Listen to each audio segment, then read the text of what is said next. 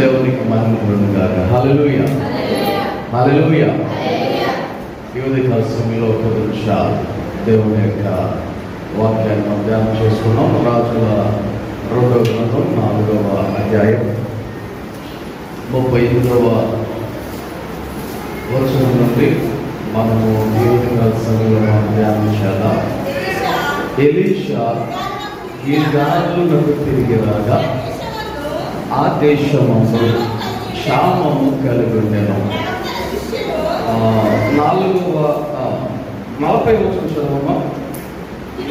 తినుటకు వారు వడ్డింపగా ప్రవక్తల శిష్యులు రుచి చూచి, దైవజనుడా, కుండలో విషమున్నది అని కేకలు వేసి దానిని తినక మానివి. చదవబడిన వాక్యాన్ని ఈ ఉదయకాల సమయంలో 10 నిమిషాలు మనము ధ్యానం చేద్దాం. ఈ యొక్క చదవబడిన వచనంలో మనము గమనిస్తే అక్కడ కొంతమంది శిష్యులు కేకలు వేయించు ఉన్నారు. ఏమని కేకలు వేయించు ఉన్నారు అంటే, దైవజనుడా, కుండలో విషం ఉన్నది. కుండలో ఏముంది? విషం ఉన్నది. జనరల్గా కుండలో ఏముండాలి? కొండలో ఏముండాలి? కూర ఉండాలి. కొండలో ఏముండాలి? కూర ఉండాలి. కానీ ఆ కూర ఏమైపోయినదనమాట? విషమైపోయినట్టుగా దేవుని యొక్క వాక్యములో మనం ఇక్కడ చదువుతూ ఉన్నాం. ఈ యొక్క విషయాన్ని కొన్ని నిమిషాలు దేవుని యొక్క సన్నిధిలో మనం ధ్యానం చేద్దాం. ఈ యొక్క వచనాలలో మనం చదివితే ఇది గిల్గాలు అనేటువంటి ప్రాంతంలో జరిగినట్టుగా మనం చదివినటువంటి 38వ వచనములో ఇది మనకు కనబడుతుంది. ఎక్కడిది? గిల్గాలు అనేటువంటి ప్రాంతంలో జరుగుతున్నట్టుగా దేవుని యొక్క వాక్యములో మనము చదువుతున్నాం. ఈ గిల్గాలు అనేటువంటి ప్రాంతం యెరూషలేమునకు సమీపముగా ఉన్నటువంటి ప్రాంతం. ఇది యెరూషలేమునకు సమీపముగా ఉన్నటువంటి ప్రాంతం. ఆ ప్రాంతంలో ఆ కాలంలో పరిస్థితులు ఎలా ఉన్నాయి అంటే, క్షామము కలిగి ఉన్నది అని దేవుని యొక్క వాక్యము తెలియజేస్తా ఉంది. క్షామము అంటే ఇంకొక మాటలో మనకు అర్థమయ్యే మాటలో చెప్పాలి అంటే కరువు ఉన్నది అని దేవుని యొక్క వాక్యములో మనము గమనిస్తూ ఉన్నాం. ఆ కరువు ఉన్నటువంటి ఆ కాలంలో ఎలీషా వచ్చి తన శిష్యులను పిలిచి ఏం చేయమని చెబుతూ ఉన్నాడు అంటే, పెద్ద కుండ. ఏ కొండ అంటే మామూలు చిన్నకుండ కాదు, చిన్నకుండ కాదు. ఇప్పుడు మీరు ఇంట్లో భోజనాలు ప్రతిరోజు వండుకున్నప్పుడు ఎంత సైజు కొండలు పడతారు? మీరు ఏ సైజు దీక్షలు పడతారు? మీకు రెగ్యులర్గా ప్రతిరోజు ఉండేటువంటి ఇంట్లో ఉంటాయి కాబట్టి అవే మీరు పాడుతూ ఉంటారు. ఒకవేళ 4-5 ఎక్స్ట్రా మనకి బంధువులు వచ్చారు అంటే అప్పుడు ఏం చేస్తాం? దానికి మించి కొద్దిగా పెద్దది మనం వాడతాం. ఒకవేళ ఫంక్షన్ లాగా ఒక 50 మంది 50 మంది వంటలు వస్తాయి, వెంటనే సూర్యరావు ఇంటికి వెళ్ళి అన్న ఒక డెగ్జర్ కావాలి, ఒక దబర కావాలని చెప్పి అక్కడి నుంచి తీసుకొచ్చుకుని మరి ఉండేటువంటి పరిస్థితులు కనబడవచ్చు. కారణం ఏంటి? ఎక్కువ మంది అనేసరికి పెద్ద దబరాలు మనకు కావాలి కదా. అలాగే ఇక్కడ ఎలీషా కూడా ఏం చెప్తూ ఉన్నాడు? పెద్ద కొండ పెట్టు, మామూలు చిన్న కొండగా పెద్ద కొండ పెట్టు, అందరికీ సరిపోవాలి అన్నట్టుగా ఆయన పెద్ద కొండ ఒకటి రప్పించి అందులో ఏం చేయమని చెప్తూ ఉన్నాడు? కూర వంట చేయమని సెలవించెను. ఏమంట? కూర వంట చేయమని సెలవించెను. మన ఫంక్షన్స్ లో తోటకూర వేసి వంట ఎవరైనా భోజనం పెట్టారనుకో, తినే వాళ్ళందరి నోట్లో చెడేలాగా వస్తుంది. ఏ గోంగూర, తోటకూర, ఆకుకూరలు పెట్టి మనం భోజనం పెడితే నెక్స్ట్ ఆలోచన, సరే ఫస్ట్ గోంగూర వేసుకుంటున్నారు, ఫస్ట్ తోటకూర వేసుకుంటున్నారు, తర్వాత తీసుకొస్తారు చికెన్ అనుకుంటారు, తర్వాత మటన్ తీసుకొస్తారు అనుకోవచ్చు కదా. అయితే ఇక్కడ ఎలీషా చెప్పినటువంటి వంటకం ఏది వంటమని చెప్తూ ఉన్నాడు ఆయన?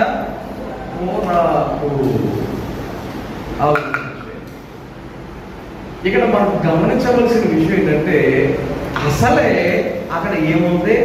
క్షామం ఉన్నది. అసలే అక్కడ ఏముంది? కరువు అనేది ఉన్నది. ఆ కరువు టైంలో ఈ కోరాకే ఎక్కువ. కరువు టైంలో ఏమి ఎక్కువ? కోరాకే ఎక్కువ కదా.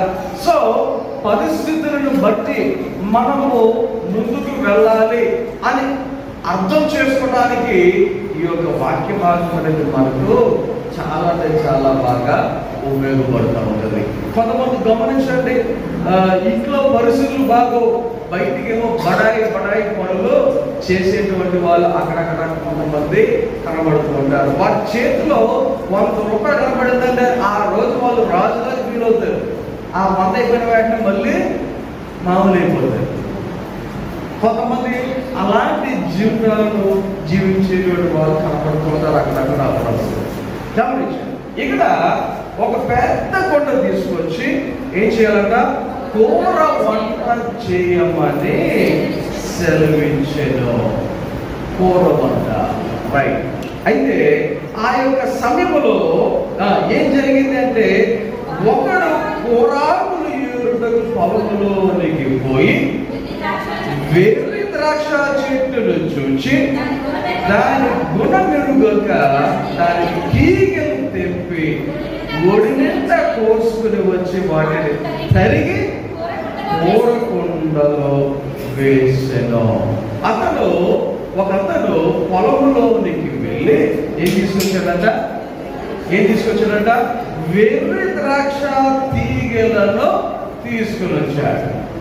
ఆలోచన చేయండి.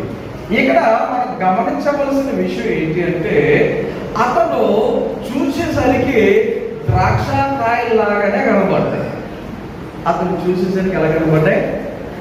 ద్రాక్ష కాయలాగానే కనబడ్డాయి. కాబట్టి ఇతను ఏమనుకున్నాడు? ఇది ద్రాక్ష చెట్టు. ద్రాక్ష చెట్టే కదా? ద్రాక్ష చెట్టే. సో అతను ఏమనుకున్నాడు? ఇది ద్రాక్ష చెట్టు కాబట్టి దీని తీగలు తీసుకుని వెళ్దాం అనుకుని ఆ యొక్క ద్రాక్ష చెట్టు తీగలను తీసుకుని వెళ్ళాడు. వెళ్ళి చక్కగా వాటిని సిద్ధపరచడం అంటే ఏమో కడుగుని ఉంటాడు, పైన కింద కోసి పాడేసి ఉంటాడు, మిగతావన్నీ తరిగి అని వాక్యంలో చదువుతున్నాం కదా. అలా చేసి కుండలో వేసెను అని వాక్యంలో స్పష్టంగా మనకు కనబడుతూ ఉంది. కాకపోతే ఆ యొక్క వ్యక్తి తీసుకొచ్చినటువంటి ఆ యొక్క తీగలు వాటి యొక్క స్వభావం ఏంటో వాక్యములో మనకు రాయబడింది. అవి మామూలు ద్రాక్ష తీగలు కావు. ఆ యొక్క కాయలు ఎలాంటివి? వెర్రి ద్రాక్ష చెట్టు అని వాక్యం చెప్తా ఉంది. వెర్రి ద్రాక్ష చెట్టు.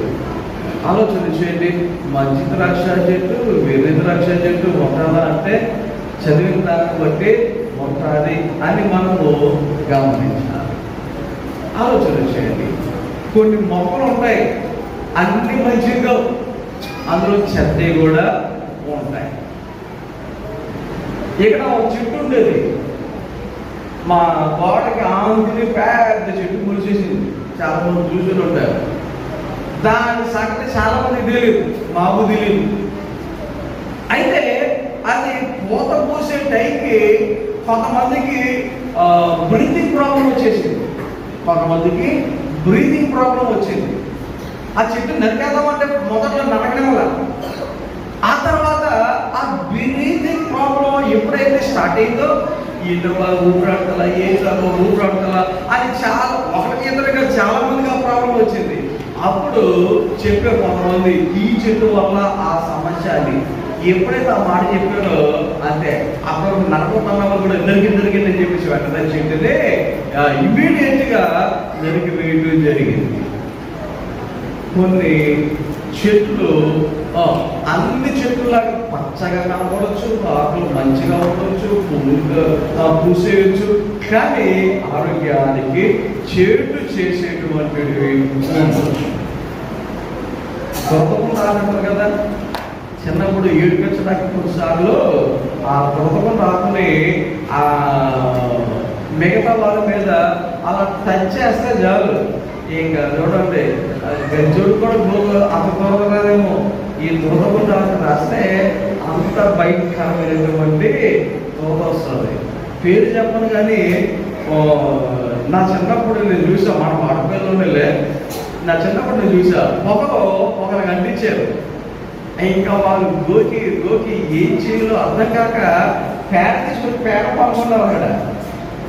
అప్పుడు కానీ నాకు చల్లారలేదు, తాగలేదు అందరూ ఆ టైంలో గమనించాడు. ఒకసారి కొన్ని ఆకులు చూడటానికి అన్ని ఆకుల్లాగా పచ్చగానే కనపడవచ్చు, మంచిగానే కనపడవచ్చు, కానీ అవి మనకి ఏం చేసే పరిస్థితులు ఉన్నాయి,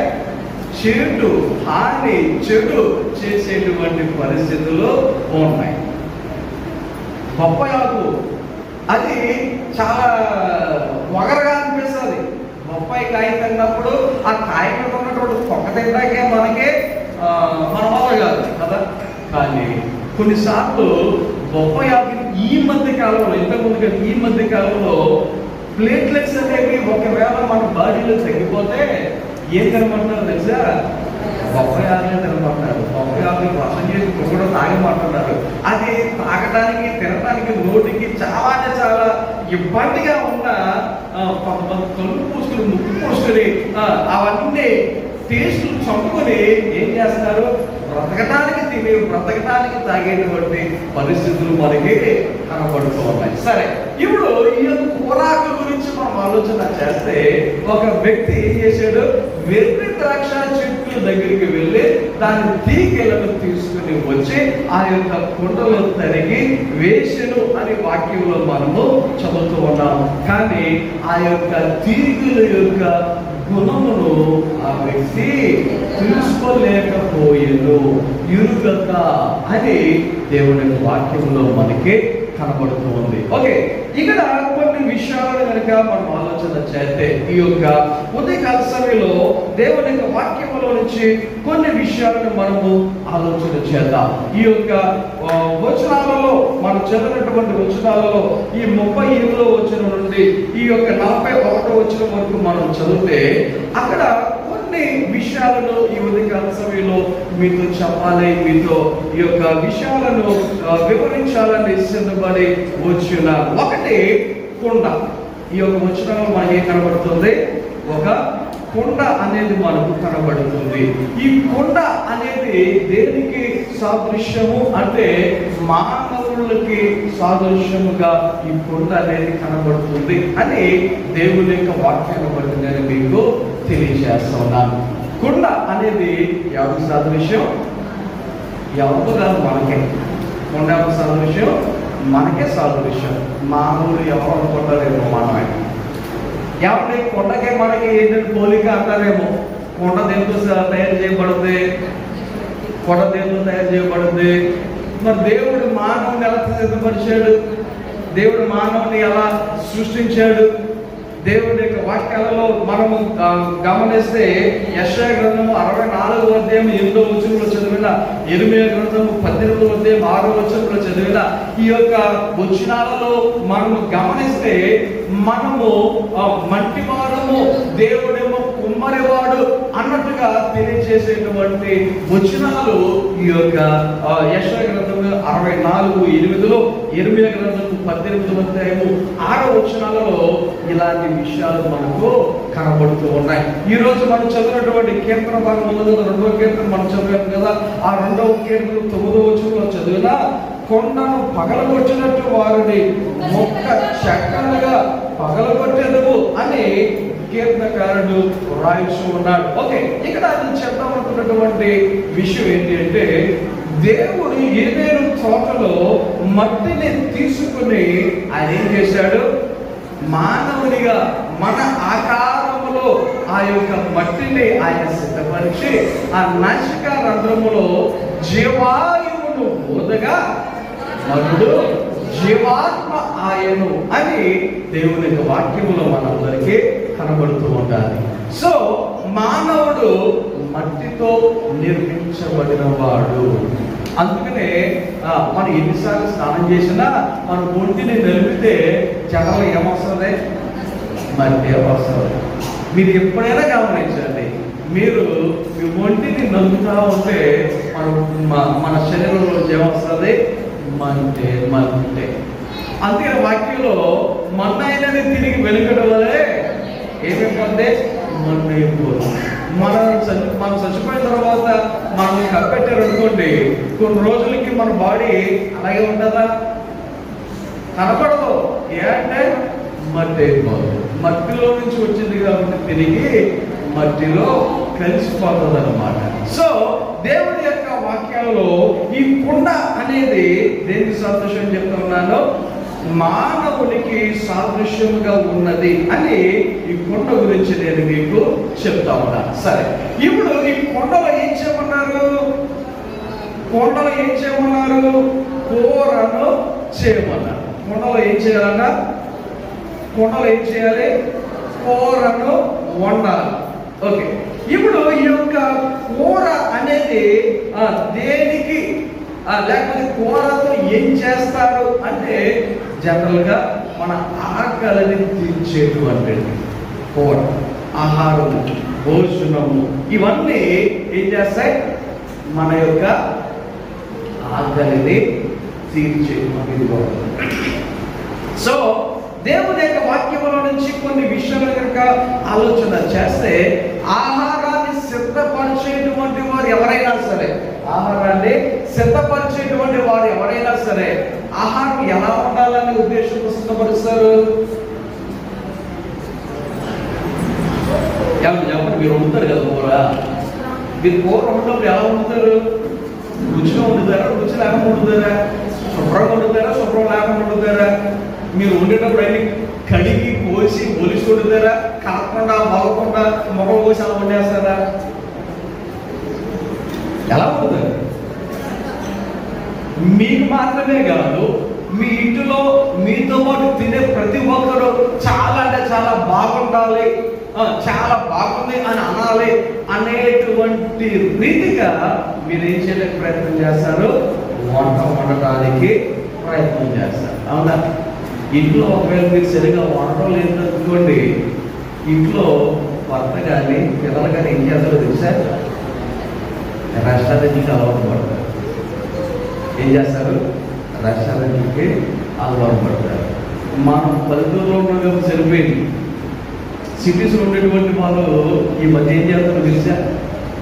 ఒకరు ఒక మాట ఇలాగా చెప్తున్నారు, గొప్పలు చెప్పుకుంటారు. ఏమంటే ఇప్పుడు 10 రోజుల నుంచి అన్నాం, మేము 10 రోజులు పోరాడుకోలేదు తెలుసా అంటారు.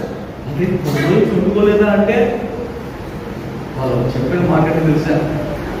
ఫోన్లో ఆర్డర్ వచ్చేస్తాను ఇంటికి, స్విగ్గీ ఉందిగా, జొమాటో ఉందిగా అనేటువంటి పరిస్థితులు కొంతమంది చెప్తా ఉంటారు. ఆలోచన చేయడం సరే.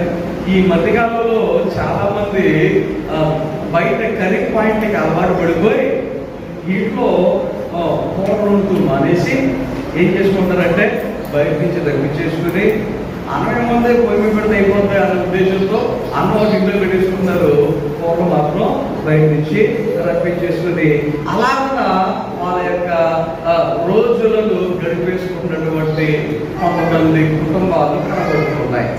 నేను అనుకుంటున్నాను, జనరల్గా ఇంట్లో తల్లి లేక భార్య వాళ్ళ యొక్క బాధ్యత ఏంటంటే చక్కగా వండి ఇంట్లో భర్తకి, పిల్లలకి, తల్లిదండ్రులకి కట్టవలసినటువంటి పరిస్థితి ఎంతైనా ఉంది.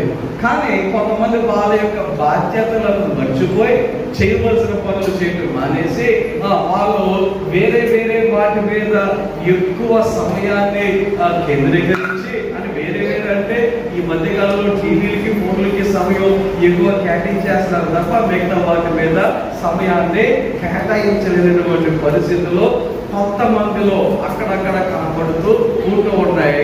సో ఏమవుతుందంటే కూరలు ఇంట్లో వండక బయట నుంచి రప్పించుకునేటువంటి పరిస్థితి. పూర్వకాలం, ఇప్పుడు కాదు, పూర్వకాలం కొన్ని సంవత్సరాల క్రితం అప్పుడప్పుడు గిల్లించుకు వచ్చేవాడు ఇంటికి. ఎందుకని? కొంచెం కూర ఉంటాయమ్మా, ఏంటంటే ముందు అయిపోయింది, సో కొద్దిగా కూర ఉంటాయి. నాకు బాగా గుర్తు, నన్ను చూసుకుంటే ఏమంటాను వాళ్ళు, నేను అనుకునేవాడిని మధ్య అంటే పాలలో తొడేంటే ఏమో, లేకపోతే పాలలో తోడేంటే మధ్య సరిపోతే వాళ్ళు చొక్కడానికి చొక్కేస్తే సరిపోతా చొక్కకే చిన్నకి ఇంద్రవాసిగా అందుకే తీసుకొస్తారు. ఆలోచన చేయండి. చిన్నప్పుడు నాకు నేను డైరెక్ట్గా చూసినటువంటి సన్నివేశం గుర్తొచ్చింది నాకు. ఓకే, జనరల్గా కూర అనేది రుచికరంగా ఉండటానికి మనము ప్రయత్నం చేస్తాం. మన ఇంట్లో వాళ్ళు భోజనం చేసి తృప్తిగా తిని సంతోషించాలి అనేటువంటి రీతిగా మనం ఏం చేస్తాం, ప్రయత్నాలు అనేవి చేస్తాం. ఆలోచన చేయండి. వంట చేసే వాళ్ళు ఎవరైనా సరే సరే నా వంట బాగుంది అనేటట్టుగా చిన్న ప్రతి ఒక్కరు సూపర్ ఉంది అని అనాలి అనే ఉద్దేశంతో వాళ్ళు ఏం చేస్తారు, వంటలు చేస్తూ ఉంటారు. ఇక్కడ ఎలీషా గురించి ఆలోచన చేస్తే ఎలీషా కూడా మంచి టాలెంట్ ఉన్నవాడే వంట చేసే విషయం. ఎలీషా కూడా ఎవరు చెప్పండి, వంట చేసే విషయంలో మంచి టాలెంట్ ఉన్నవాడే. కాబట్టి ఎలీషాకి వంట చేసే టాలెంట్ ఉందని మీరు ఎలా చెప్తున్నారు అనుకోవచ్చు. మీరు దేవుని వాక్యంలో ఎలీషా ఏలియాను వెంబడించి ఆయన నీతో వస్తాడు అంటే సరే నువ్వు రా అన్నప్పుడు ఎలీషా ఒక మాట, ఒక్కసారి నేను ఇంటికి వెళ్ళి వస్తాను. అప్పుడు ఏం చేశాడు ఎలీషా? తన యొక్క 2 ఎడ్లను, ఆ యొక్క ఎడ్లు ఏ భూమునైతే ఏ పొలాన్ని దులుతున్నాయో ఆ దులుతున్నటువంటి ఆ యొక్క కాడిని ప్రతి దానిని విరగొట్టి ఆ వాటితోనే పొయ్య అంటే కాల్చి ఆ యొక్క 2 ఎడ్లను వధించి అందరికీ సరిపడా భోజనాన్ని సిద్ధపరిచి అందరికి భోజనం పెట్టి తిరిగి మరలా ఏలియా దగ్గరికి వచ్చెను అని దేవుని వాక్యములో మొదటి గ్రంథములో ఈ విషయాలన్నీ మనకు కనబడుతూ ఉంటాయి. ఆలోచన చేయండి ఒకసారి. ఎలీషా మంచి భోజనము తయారు చేసే విషయంలో మంచి టాలెంట్ కలిగిన వాడు అని వాక్యాన్ని బట్టి మనము చెప్పవచ్చు. ఎందుకంటే సౌండ్కి వచ్చేస్తుంది. 2 ఎడ్లను భోజనం సిద్ధపరచడం అంటే మాటల. కొంతమందికి 2 కేజీలు ఒకేసారి వండాలంటే ముందుకొచ్చారు. 2 కేజీలు వండాలి. ఏంటంటే ఇంట్లో ప్రతిరోజు 1 కేజీలు 2 కేజీలే అవ్వాలి కాబట్టి 2 కేజీలు అంటే కొన్నిసార్లు కొంతమందికి టెన్షన్. అలాంటి 2 ఎడ్లను ఒకేసారి వండడం అంటే మాటల. అది ఎన్ని కేజీలు ఉంటుందో కదా. అయినా సరే చాలా అంటే చాలా మంచిగా వండగలిగినటువంటి వ్యక్తి ఎవరంటే ఎలీషా. సో ఎలీషాకు భోజనం సిద్ధపరిచే విషయంలో అతను చాలా అంటే చాలా మంచి టాలెంట్ కలిగిన వాడు అనేటువంటి విషయాన్ని ఇక్కడ మనము గమనించవలసిన వారమై ఉన్నాం. అయితే ఆ ఎలీషా ఒక వ్యక్తిని పంపించి ఏం చేయమన్నాడు, కోరాకులను తీసుకుని రా. ఏం తీసుకురావాలి? కోరాకులను తీసుకుని రా. అయితే వెళ్ళినటువంటి వ్యక్తి ఏం చేశాడు, కోరాకులను బదులుగా వెర్రి ద్రాక్ష తీగలను తీసుకుని వచ్చినట్లుగా దేవుని యొక్క వాక్యములో మనం చదువుతూ ఉన్నాం. ఇక్కడ మనం గమనించవలసింది ఏంటంటే ఎలీషా యొక్క ఉద్దేశం ఏంటి? కూరకి మంచిగా ఉపయోగపడి కూరకి మంచిగా రుచికరంగా అనిపించేటువంటి ఆకులను తీసుకుంటారా అని ఎలీషా పంపించాడు. ఇక్కడ ఒక విషయాన్ని మనము ఆలోచన చేద్దాం. ఏంటి అంటే, దేవుడు మనలను సృజించినప్పుడు, ఆయన మనలను నిర్మించినప్పుడు మంచిగానే నిర్మించాడు. అవునా? దేవుడు మనలను నిర్మించినప్పుడు, సృజించినప్పుడు మంచిగానే నిర్మించాడు, మంచిగానే సృజించాడు. అయితే ఈ మానవుడు మంచిగా సృజింపబడిన మానవుడు ఎలా పాపముగా మారిపోయాడు? ఎప్పుడు మారిపోయాడు? ఎప్పుడు చెడిపోయాడు? ఎప్పుడు దేవుడు దూరం అయిపోయాడు? అంటే మనము ఎప్పుడైతే ఆయన చిగురుతో అన్న పని మనం చేశామో, ఆయన యొక్క మాటకు ఎప్పుడైతే అవిధేయులుగా ఉన్నామో, అప్పుడు ఏమైపోయింది? మానవుడు పరిస్థితి. ఇక్కడ ఈ యొక్క ఎలీషా మంచిగా ఉన్నటువంటి కూర అందరూ భోజనం చేసినందుకు చాలా బాగుంది అని చెప్పాలి, అందరూ అనుకోవాలి అనేది ఆయన ఉద్దేశం. దేవుడు కూడా మానవులను సృష్టించినప్పుడు ఆయన మొదటి రోజు నుంచి చెప్తున్నట్టుగానే 6వ రోజు కూడా ఏమన్నాడు? మంచిది అన్నాడు. మొదటి రోజు మంచిది అన్నాడు, 2వ రోజు మంచిది అన్నాడు, 3వ రోజు మంచిది అన్నాడు. అలాగా 6వ రోజు కూడా ఏమన్నాడు? ఇది మంచిది అన్నాడు. అంటే దాని అర్థం ఏంటి? మానవులను సృజించిన తర్వాత, నిర్మించిన తర్వాత మానవులు కూడా ఎలాగా అనిపించింది? దేవునికి మంచిగానే అనిపించింది. అంటే దేవుడు ఎప్పుడు చేసిన మంచిదే చేస్తాడు అన్నానికి ఇది ఒక ఎగ్జాంపుల్. అయితే మరి ఈ మంచిగా చేసినటువంటి ఈ యొక్క మానవుడు ఎలా చెడుగా మారిపోయాడంటే, ఇదే చెప్పాను కదా, అవిధేయత వలన, మానవుని యొక్క అవిధేయత వలన. ఈ యొక్క భూమి ఇంతకుముందు చాలా బాగుండేది, కానీ వాక్యంలో మనం చదివితే శపింపబడింది అని పడుతుంది. 3వ అధ్యాయంలో భూమి మీద శపింపబడింది. సో ఈ భూమి మీద మంచి పోరాకులు వెతుకుతా ఉంటే ఏం దొరికినాయి? వెర్రి ద్రాక్ష చెట్టులు కనుక్కునేటువంటి పరిస్థితి. సరే, ఒకటి కుండ అనేది దేనికి సాదృశ్యం చెప్పాను? అది మానవునికి సాదృశ్యము అని చెప్పాను కదా. ఇక్కడ ఇంకొక విషయాన్ని మనం చదివితే 39వ వచనంలో, అయితే ఒకడు పొరాకులు ఏరుటకు పొలములోనికి పోయి, ఎక్కడికి వెళ్ళాడు? పొలములోనికి పోయి. పొలం అంటే ఏంటి చెప్పండి ఒకసారి. మనము ఏదైతే పంట పండించుతున్నామో అది ఉంటాయి. పొలంలో ఏముంటాయి? మనము ఏదైతే పండించుతున్నామో అవి ఉండాలి. అది పొలము అంటారు. అయితే ఈ పొలంలో ఏం దొరికిందంట?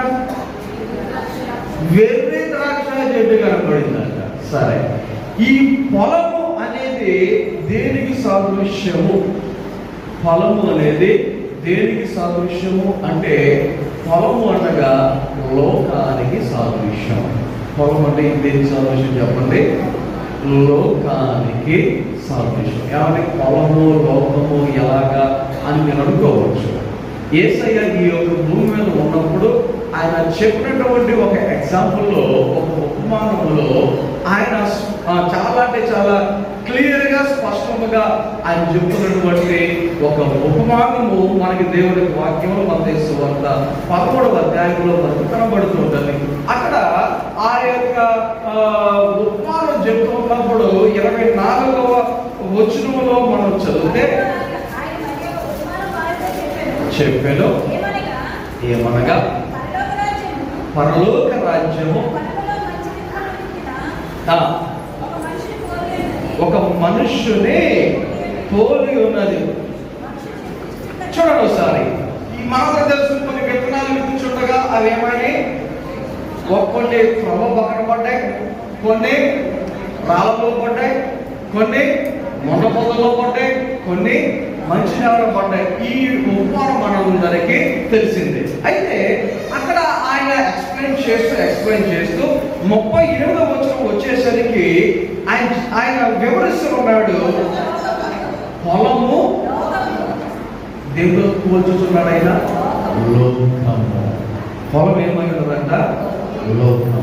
సరే, ఇక్కడ మన టాపిక్ ఆ యొక్క ఉపమానం కాదు, కానీ పొలము అనేది ఏమై ఉన్నది? లోకముకు సాదృశ్యముగా కనబడుతుంది. పొలం ఏమై ఉన్నది?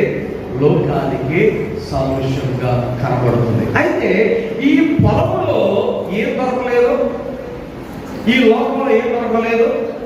మంచి పోరాకులు దొరకలేదు. ఈ పొలంలో ఏం దొరకలేదంట. ఆయన శిష్యులు వెళ్ళినప్పుడు ఆ పొలంలో వారికి ఏం కనబడలేదు? మంచి కూరాకులు కనబడలేదు. అంటే లోకంలో ఏమి లేవంట?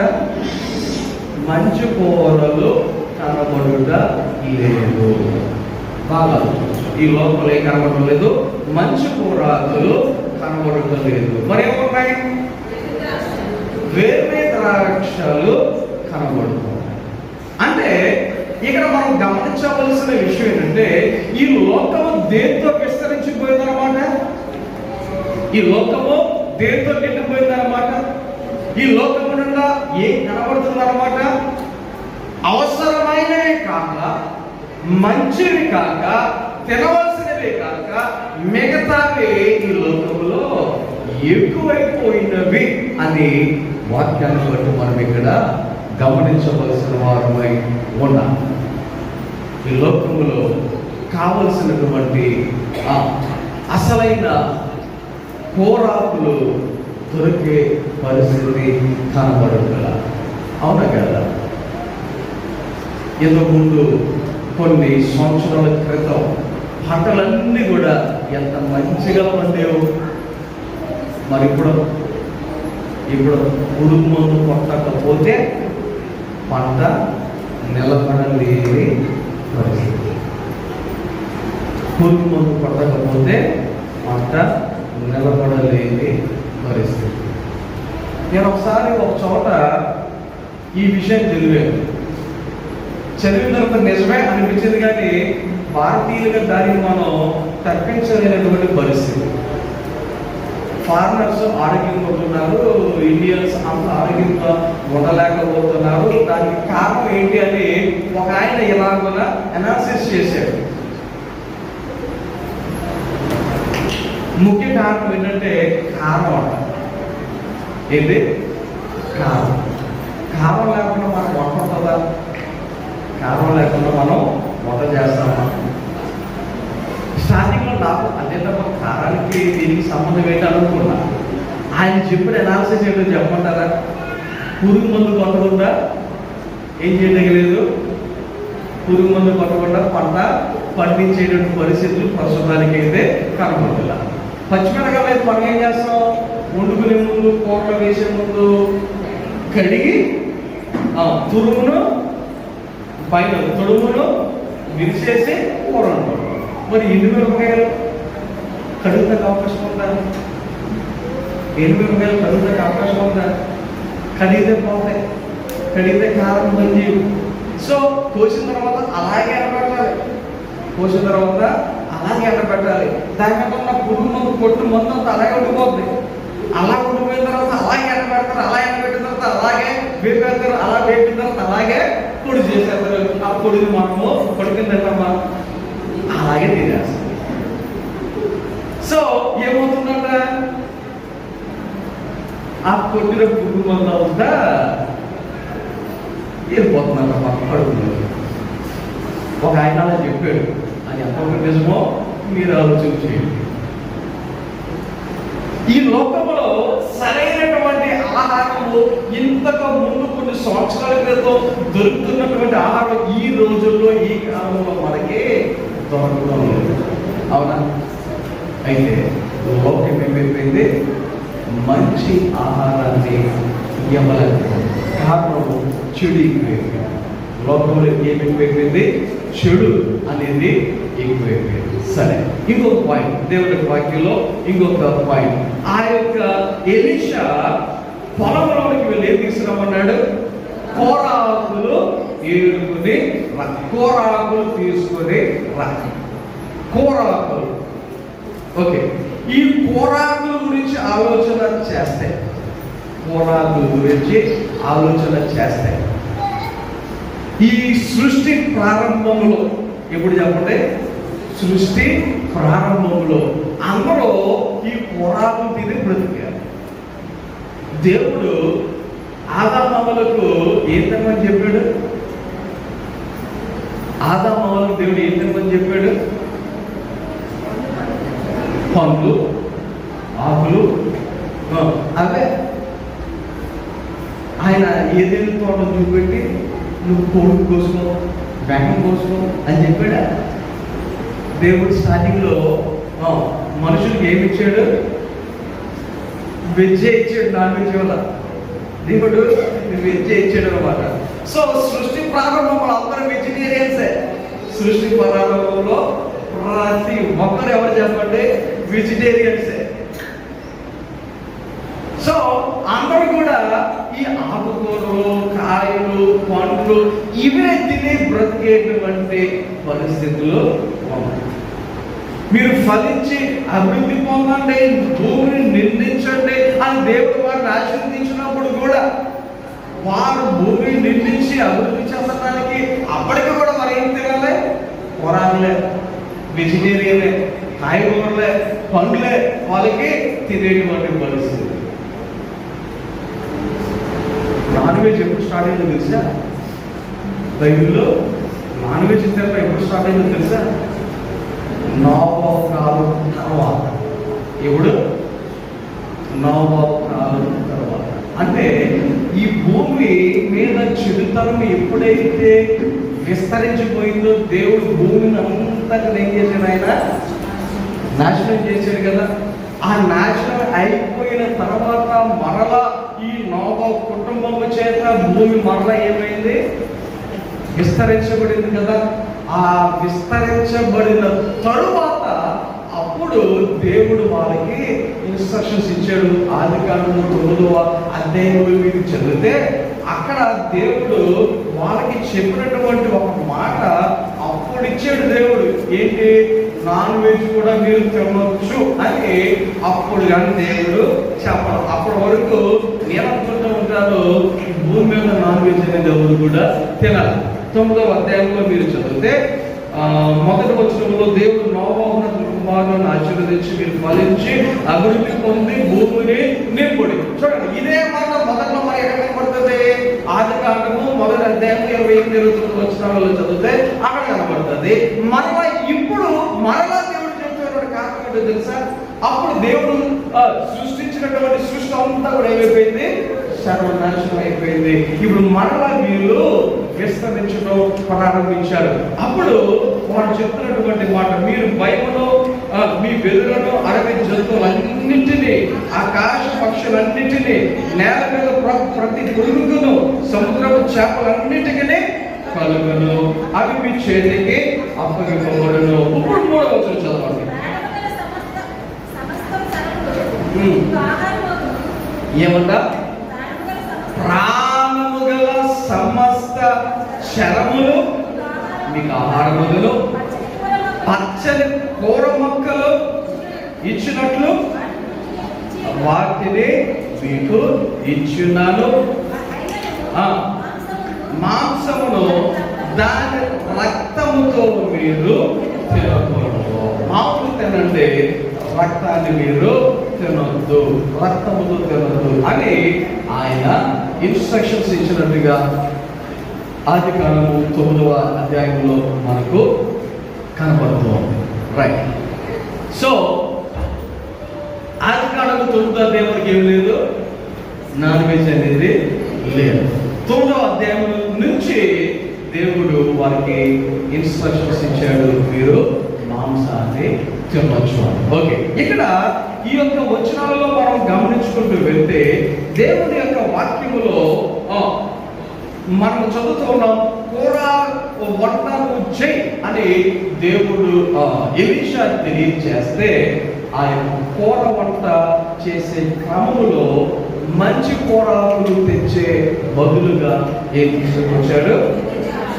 వెర్రి ద్రాక్ష తీగలను తీసుకుని వచ్చినట్టుగా దేవుని యొక్క వాక్యములో మనకి ఇక్కడ కనబడుతుంది. ఇక్కడ ఇంకొక విషయాన్ని మీరు అర్థం చేసుకోవాలి. ఎలీషాకి ఈ వంట ఎవరికి చేద్దామని తన యొక్క శిష్యులకు చేద్దామని. ఈ శిష్యులందరూ ఎవరు? ఎలీషా దగ్గర ఉన్నటువంటి వారు, ఎలీషా దగ్గర నేర్చుకుంటున్నటువంటి వారు, ఎలీషా దగ్గర ట్రైనింగ్ పొందుతున్నటువంటి వారు అన్నమాట. ఈ రోజుల్లో మనకు అర్థమయ్యే మాట చెప్పాలంటే బైబిల్ కాలేజ్ స్టూడెంట్స్ అన్నమాట. మనకు అర్థం కావాలి, బైబిల్ కాలేజ్ స్టూడెంట్స్ అన్నమాట. సో వాళ్ళకి చాలా మంచిగా పెట్టాలి, వాళ్ళని మంచిగా పోషించాలి అనేది ఎలీషా యొక్క ఆలోచన. దేవుని సేవకులు, దేవునికి పరిచయం చేసేటువంటి వాళ్ళు వీళ్ళకి మంచిగా సిద్ధపరిచి వండి పెట్టాలి అనేది ఎలీషా యొక్క మనసులో ఉన్నటువంటి ఆలోచన. ఓకే, ఇక్కడ అలాంటి ఆలోచనతో రుచికరమైనటువంటి భోజనము పెట్టడానికి సిద్ధపడుతూ ఆయన కొన్ని ఇన్స్ట్రక్షన్స్ చెప్పి పెద్ద కొండబడి తీసుకురా, పొలంలోనికి వెళ్ళు, కూరాకులు తీసుకురా, ఇలాగున్నా కొన్ని ఇన్స్ట్రక్షన్స్ అనేవి ఎలీషా ఇచ్చినట్టుగా దేవుని యొక్క వాక్యంలో మనము చదువుతా ఉన్నాం. అయితే ఈ యొక్క వ్యక్తి మంచి కూరాకులు తెచ్చే బదులు వెర్రి ద్రాక్ష తీగలను తీసుకుని వచ్చినటువంటి విధానము దేవుని యొక్క వాక్యంలో మనకు కనబడుతూ ఉంది. సో మంచి కూర బదులు ఏమొచ్చింది? వెర్రి ద్రాక్ష తీగలు.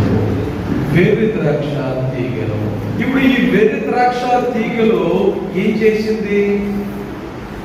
కొండలో విషాన్ని నింపేసింది. కొండంతా కూడా ఏమైపోయింది? విషమయమైపోయింది. తెలుగు బైబిల్లో విషం ఉన్నది అని మనం చదువుతున్నాము, కానీ ఇదే వచనం ఇంగ్లీష్ బైబిల్లో చదివితే అక్కడ ఏమని రాయబడిందంటే there is death in the pot అన్నారు. ఏమన్నారు? Death in the pot. అంటే కొండలో మరణం ఉన్నది అని అక్కడ ఆ శిష్యుడు అరిచినట్టుగా ఇంగ్లీష్ బైబిల్లో మనకు కనబడుతున్నది. కొండలో ఏముందంట? మరణం. మరణం. తెలుగు బైబిల్లో వచ్చేసరికి దానిని ఎలా తర్జుమా చేశారంటే విషం అని తర్జుమా చేయడం జరిగింది. ఓకే, ఇప్పుడు దేవుని యొక్క వాక్యములో వెర్రి ద్రాక్ష చెట్టు చూచి దాని గుణము ఎరుగక అని చదువుతా ఉన్నాడు. ఏం చేశాడు? దాని యొక్క గుణము ఎరుగక. ఎంత తీసుకొచ్చాడు? అక్కడ ఓడి నిండా. అంటే మేబీ ఆయన ఈ రోజుల్లో అంటే అందరూ టైట్గా ఉండే షర్ట్లు, టైట్గా ఉండే టీ షర్ట్లు వేసేసుకుంటున్నాం. కానీ ఆ రోజుల్లో ఏమో లూజ్గా ఉండే బట్టలు వేసుకునే వాళ్ళు మనకు తెలియదు. కానీ ఓడి నిండా అంటే తనకి షర్ట్లో ఎన్ని పడతాయో అన్నీ ఏం చేశాడంట? ఓడి నిండా తీసుకొచ్చి అవన్నీ తరిగి ఆ యొక్క కొండలో వేసినట్టుగా దేవుని యొక్క వాక్యములో మనము చదువుతా ఉన్నాం. అయితే ఈ లోకములో అంటే పొలం అనేది లోకానికి సాదృశ్యం అని చెప్పాను కదా. ఈ లోకములో ఏమి కనబడలేదని చెప్పాను? మంచివి కనబడట్లేదు అని చెప్పాను. మరి లోపల ఏం కనబడుతున్నాయి? వెర్రితనముగా ఉన్నవే కనబడుతూ ఉన్నాయి. అయితే ఈ యొక్క వెర్రితనము అనేది ఏంటి అంటే పాపము. వెర్రితనం అనేది ఏంటి చెప్పండి? పాపము. ఈ లోకం అంతా కూడా దేంతో నిండిపోయింది? పాపముతో నిండిపోయింది. ఈ లోకం అంతా కూడా వెర్రితనంతో నిండిపోయింది. ఈ లోకం అంతా పాపమయమైపోయినటువంటి పరిస్థితి.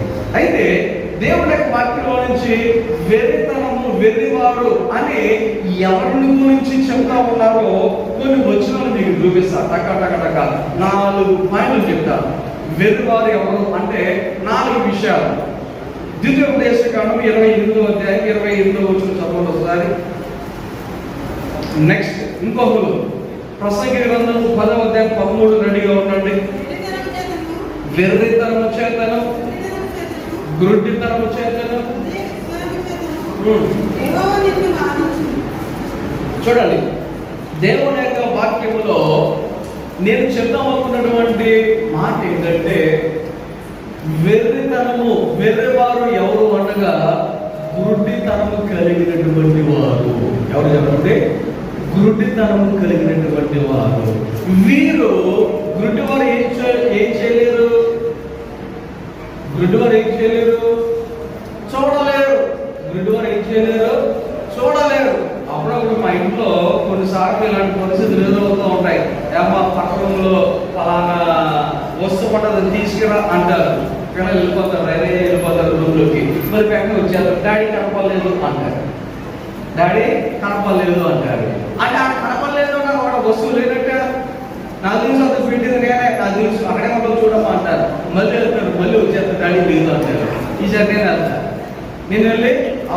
చూపెట్టా ఈ కనపడలేదు. గమనించండి ఒకసారి, అక్కడ లేదు అంటే దాని అర్థం ఏంటి? లేనట్టు కాదు, అక్కడే ఉంది, కానీ మీరేం చేయలేదు, చూడలేదు. కారణం మీకు తెలుసా? కారణం మీకు తెలుసా? ఆ 4 రూపాయలకి వెళ్ళి వెతుకుతూ ఉంటే టీవీలో వచ్చే ప్రోగ్రామ్ అయిపోతా ఉంటుంది. సో వీళ్ళ మైండ్ ఎక్కడ ఉంది? టీవీ మీద ఉంది, టీవీలో వచ్చే ప్రోగ్రామ్ మీద ఉంది. కాబట్టి అటు చూసుకుని వెళ్ళి వచ్చేసి కనపలేదంటే అయిపోయింది కదా, నా టీవీని చూసుకోవచ్చులేదు. కొంతమంది ఎలాంటి స్థితిలో ఉన్నారంటే గురుడితనము కలిగిన స్థితి. అంటే నేను చెప్పాలనుకున్నటువంటి విషయం ఏంటంటే, ఈ లోకములో ప్రస్తుతం అనేక మంది యొక్క జీవితంలో అపవాది అనేటువంటి వాడు మన యొక్క మనోనేత్రములకు ఏం చేస్తాడు తెలుసా? గురుడితనము కలిగచేయడం వలన మనము మంచిని చూడలేనటువంటి పరిస్థితి, మనము మంచిని కనుగొనలేనటువంటి పరిస్థితి. అర్థమవుతుందా మీకు? అర్థమవుతుందా? ఎందుకు చూడలేకపోతున్నాం అంటే అపవాది ఏం చేశాడు? మన యొక్క మనోనేత్రాలకు గురుడితనం చేశారు. సో వెరితనము అంటే అది దేనికి సాదృశ్యం, అది దేనికి అర్థం అంటే గురుడితనానికి అర్థం. అలాగే రెండవదిగా ప్రసంగి గ్రంథము 10వ అధ్యాయము 13వ వచనం.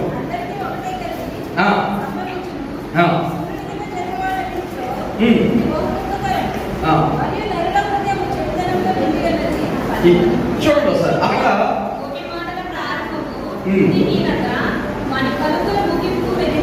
చూడండి దేవుని యొక్క వాక్యంలో ఈ చదవబడినటువంటి ఈ యొక్క వచనాన్ని మనం గమనిస్తే, ఈ 13వ వచనంలో చదువుతున్నాము కదా, వాని నోటి మాటల ప్రారంభము బుద్ధిహీనత, వారి పలుకులు ముగింపు వెర్రితనము. సో ఈ వెర్రితనము కలిగినటువంటి వారు ఎవరంటే బుద్ధి లేనటువంటి వారు. ఎవరంట? బుద్ధి లేనటువంటి వారు. ఈ లోకంలో ఈ యొక్క వ్యక్తి పొలానికి వెళ్ళి ఏం తీసుకొచ్చాడు? వెర్రి ద్రాక్ష తీగలు తీసుకుని వచ్చాడు. సో ఈ వెర్రితనము లోకమంతా కూడా దేంతో నిండిపోయిందని చెప్తా ఉన్నాను, వెర్రితనముతో నిండిపోయిందని చెప్తా ఉన్నాను. సో ఈ పట్టుకోండి మీరు, వెర్రితనము అనేది ఈ లోకంలో నిండిపోయింది కదా. సో ఈ లోకము ఎలా నిండిపోయింది అంటే గుడ్డితనముతో నిండిపోయింది, ఒకటి. రెండోది బుద్ధిహీనతతో నిండిపోయింది. మూడవ ఆలోచన చేస్తే ఇదే ప్రసంగి గ్రంథం 7వ అధ్యాయం 25వ వచనం చూడండి.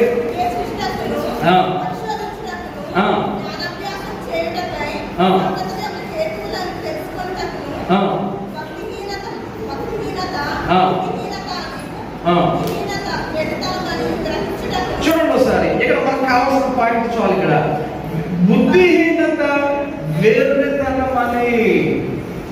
సో ఈ వెర్రితనమును ఇంకొక మాటలో ఎలా చెప్తా ఉన్నది వాక్యము అంటే,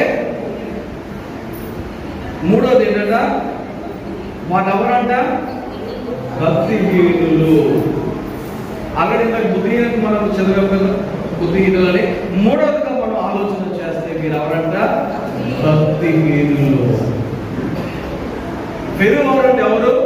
భక్తిహీనులు. నాలుగోదిగా ఇంకొక మాట, ఇదే ప్రసంగి గ్రంథం 9వ అధ్యాయంలో 3వ వచనంలో చదివితే,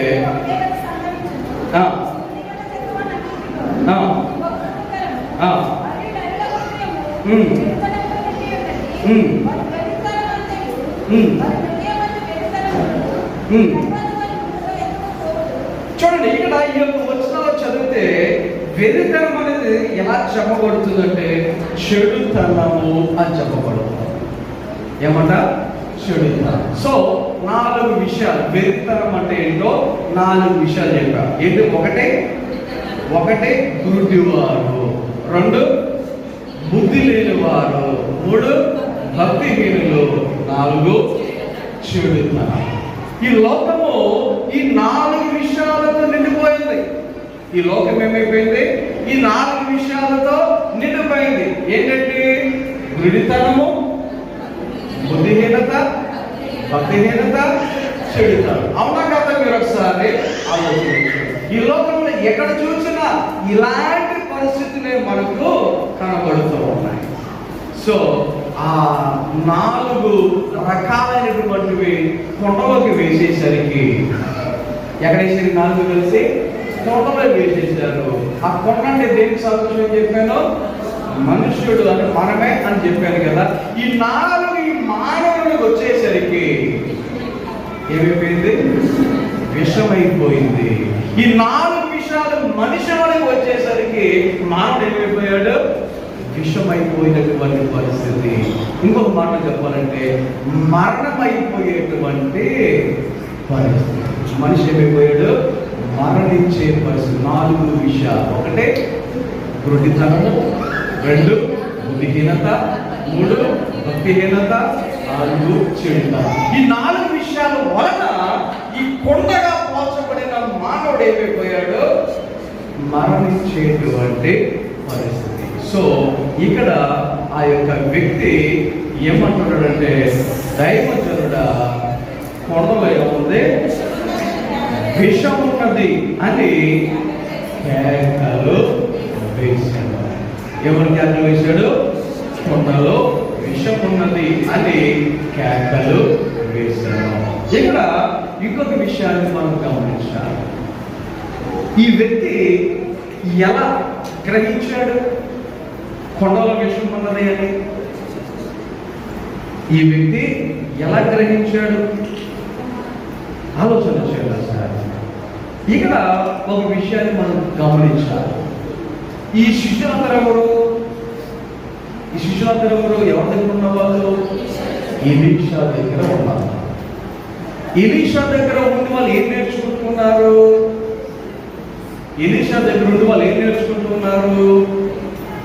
దేవుడిలో ఎలా ఎదగాలి, దేవుడిలో ఎలా నడవాలి, దేవుడిలో ఎలా ఉండాలి అనేటువంటి విషయాలను వీళ్ళు నేర్చుకుంటూ ఉన్నారు. సో దేవుడిలో ఎలా ఉండాలో నేర్చుకునేటువంటి స్థితిలో ఉన్నవారు కాబట్టి, వాక్యం ఎరిగిన వాడు కాబట్టి అందులో విషయం ఉన్నది అని గ్రహించగలిగారు. అదే వాక్యంలో లేకపోతే ఆ గ్రహింపు అనేది ఉండదు. అలాగే తినేదును తినవారందరూ కూడా అలాగే చనిపోవాలి. అయితే ఇక్కడ ఈ మాట ఎప్పుడైతే అన్నాడో వెంటనే దైవజనుడు ఎలీషా ఏమన్నాడు? పిండిని తీసుకురండి. ఏం తీసుకురావాలి? పిండిని తీసుకురండి. ఆ పిండిని తీసుకొచ్చి దాన్ని ఏం చేయాలి? ఆ కొండలో పిండి దేనికి సాదృశ్యం అంటే యేసయ్యకు సాదృశ్యం. పిండి ఎవరి సాదృశ్యం? యేసయ్యకు సాదృశ్యం. యోహాను సువార్త 12వ కనబడుతుంది. గోధుమ గింజ అది చనిపోయి అది విత్తబడి చనిపోతేనే కానీ అది ఏమవుతుందో అది ఫలించదు. యేసయ్య గోధుమ గింజతో పోల్చుకున్నాడు. సో ఈ పిండి దేనికి సాదృశ్యం అంటే యేసయ్యకు సాదృశ్యం, యేసు రక్తానికి సాదృశ్యం. ఈ కొండలో విషం ఎప్పుడైతే వచ్చిందో ఆ విషానికి విరుగుడు ఏంటి అంటే యేసయ్య రక్తం. విరుగుడు ఏంటి? యేసయ్య యొక్క మనము యేసయ్య రక్తము చేత కడగబడితే, మనము యేసు రక్తము చేత కడగబడితే లోపల ఏదైతే విషం ఉందో, లోపల ఏదైతే మరణకరమైనటువంటి పరిస్థితులుగా ఉన్నాయో అవన్నీ ఈ రక్తం చేత ఏమవుతాయి? మార్చబడతాయి, కడగబడతాయి, పవిత్రపరచబడతాయి, పరిశుద్ధపరచబడతాయి. అప్పుడు మనము యథావిధిగా దానిని ఏం చేయవచ్చు? చేయవచ్చు. ఆలోచన చేయండి. 11 అనుకోవచ్చు విషం ఉంది కాబట్టి దాన్ని పడగొట్టేసి పారేసి ఇంకోటి వండుకోవచ్చు కదా అనుకునే వాళ్ళు కొంతమంది. కానీ ఇంకొకటి వండుకుందాం అనుకుంటే ఆ కాలం ఏ కాలం? అది క్షామకాలం. అది దొరికిందే ఎక్కువ. సో అక్కడ పాడేటానికి ఛాన్స్ లేదు. దానికి ఏం చేశాడు? పిండి తేయాలి అని చెప్పి ఆ పిండిని అందులో వేసి ఇప్పుడు తినడానికి. సో ఈ పిండి ఎవరి సాదృశ్యం? యేసయ్యకు సాదృశ్యం. నీలో ఎప్పుడైతే 4 విషయాలు చెప్పా, ఈ లోకములో వెర్రితనము అంటే 4 విషయాలు చెప్పా. గుడ్డితనము వలన మనము ఏది మంచిది ఏది చెడ్డది గ్రహించలేని పరిస్థితి. బుద్ధిహీనత చేత ఏం చేయాలి ఏం చేయకూడదు అవగాహన లేకుండా ఎవరి ఇష్టం వచ్చిన వాళ్ళు చేసుకుంటూ వెళ్ళిపోతున్నారు. 3వది భక్తిహీనత. ఇవన్నీ చేయటం వలన భక్తి అంతా పోయి భక్తిహీనులైపోతున్నటువంటి పరిస్థితి. దాని వలన చెడుతనం అనేది పెరిగిపోతున్న పరిస్థితి. దాని వలన మనలో ఏమైపోయింది? మరణం అనేది ఎక్కువైపోయింది. అది చనిపోయిపోయిన పరిస్థితి. కానీ కొండలో పిండి వేసినట్టుగా ఈ కొండలో యేసు రక్తం చేత మనం కనగబడితే మనం ఏమవుతాం? పవిత్రులు అవుతాం, పరిశుద్ధులు అవుతాం. మరణము నుండి ఇప్పుడు దాటి జీవంలోనికి మనము వెళ్తాం. కాబట్టి మనమందరము మన కొండ ఎలా ఉంది, మన కొండలో కూర ఎలా ఉంది, ఈ విషయాలను పరిశీలన చేసుకుని దేవుని బిడ్డలుగా ఒకవేళ విషం ఉందేమో మరణం ఉందేమో గ్రహించి మనం సరి చేసుకుని యేసు రక్తము చేత కడగబడి మంచిగా ప్రయత్నులుగా పరిశుద్ధులుగా దేవుడికి ఇష్టలుగా నడుచుకుందాం.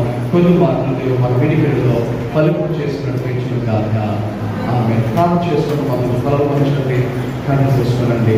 ప్రార్థన. మమ్మల్నిగా ప్రేమించుచున్న మా ప్రియ పరలోకపు తండ్రి, నీకు ఎవరైనా నామములకు వందనాలు స్తోత్రాలు తెలియజేసుకుంటూ ఉన్నాను. ఈ ఉదయకాల సమయంలో నీ సన్నిధి నడిపించి నీ సన్నిధిలో పాఠభవనాన్ని స్తుతించడానికి, వాక్యాన్ని చదవటానికి, మీరు చేసిన మేలును బట్టి సాక్ష్యాన్ని వినడానికి, దేవాని యొక్క సన్నిధిలో నీ యొక్క వాక్యాన్ని ధ్యానించడానికి, మీరు చేసిన మేలును బట్టి నీకు కానుకలు అర్పణములు అర్పించడానికి మీరు మాకు ఇచ్చిన సమయాన్ని బట్టి వందనాలు స్తోత్రాలు తెలియజేసుకుంటూ ఉన్నాను.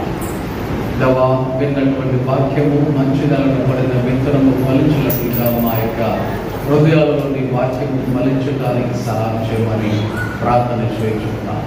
అలాగే ఈ సమయంలో దేవా, నీ యొక్క వాక్య ప్రకారంగా ఈ శరీరం అనేటువంటి కుండలు విషముగా ఈ లోకములో ప్రతి ప్రభావములు విషముగా తయారై దవాపుడు విషముగా ఎందుకు మరణానికి దారి తీయించినటువంటి పరిస్థితులు అనేకమైనవి ఉన్నాయి.